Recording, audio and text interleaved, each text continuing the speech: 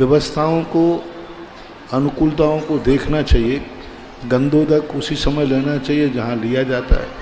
वेदी पे चढ़ कर के सभी भगवानों को छूना ये उचित नहीं है, अच्छा नहीं है।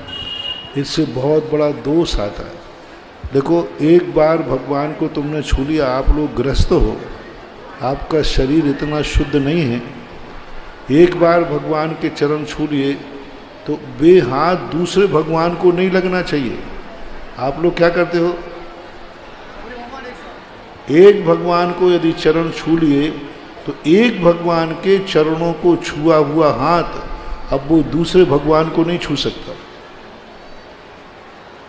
आप उसको पहले धोइए, और धोते समय ऐसे नहीं कि 2 बूंदें डाली और यूं कर लिया, तो जो गीलापन रहा वो तो अशुद्ध। हाथों को धोइए, सुखाइए, फिर दूसरे भगवान को छूइए। बहुत अच्छा उदाहरण तो मैं देता हूँ। गंधोदक पवित्र है कि नहीं, अपन सब माथे पे लगाते कि नहीं, तो उसी गंधोदक से अपन दूसरे भगवान का अभिषेक कर सकते हैं कि नहीं?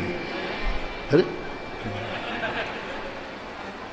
गलत वही गंधोदक, जो गंधोदक भगवान के ऊपर से आया ना, उसी को अपन कलश मार के दूसरे को ढाल सकते कि नहीं? नहीं ढाल सकते। गंधोदक अपने लिए पवित्र है, लेकिन वो इतना पवित्र भी नहीं है कि दूसरे भगवान के ऊपर ढाल दिया जाए। बहुत सही उदाहरण है। गंधोदक 100% पवित्र है कि नहीं, लेकिन इतना पवित्र नहीं है कि भगवान के ऊपर। इसी प्रकार भगवान के चरण छू लिए, अपना हाथ पवित्र हो गया, लेकिन भगवान के चरण इतने पवित्र नहीं हैं कि उनको छूने के बाद हम दूसरे भगवान को उन हाथों से छुएं।